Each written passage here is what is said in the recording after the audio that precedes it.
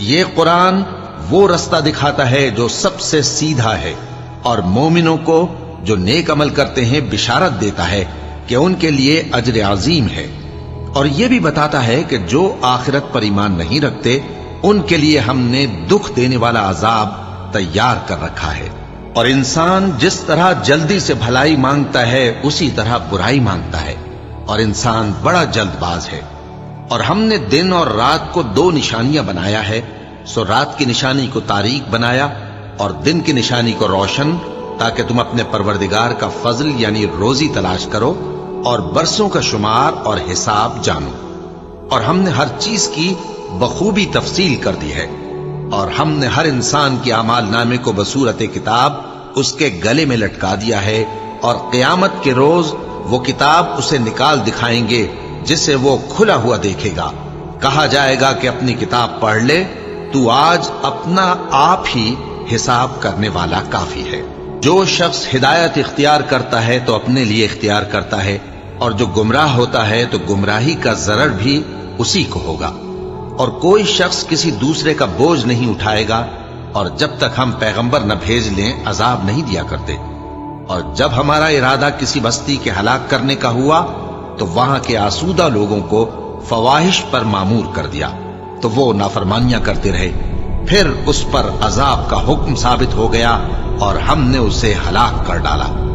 اور ہم نے نوح کے بعد بہت سی امتوں کو ہلاک کر ڈالا، اور تمہارا پروردگار اپنے بندوں کے گناہوں کو جاننے اور دیکھنے والا کافی ہے۔ جو شخص دنیا کی آسودگی کا خواہش مند ہو تو ہم اس میں سے جسے چاہتے ہیں اور جتنا چاہتے ہیں جلد دے دیتے ہیں۔ پھر اس کے لیے جہنم کو ٹھکانہ مقرر کر رکھا ہے، جس میں وہ نفرین سن کر اور درگاہ الہی سے راندہ ہو کر داخل ہوگا۔ اور جو شخص آخرت کا خواستگار ہو اور اس میں اتنی کوشش کرے جتنی اسے لائق ہے، اور وہ مومن بھی ہو، تو ایسے ہی لوگوں کی کوشش ٹھکانے لگتی ہے۔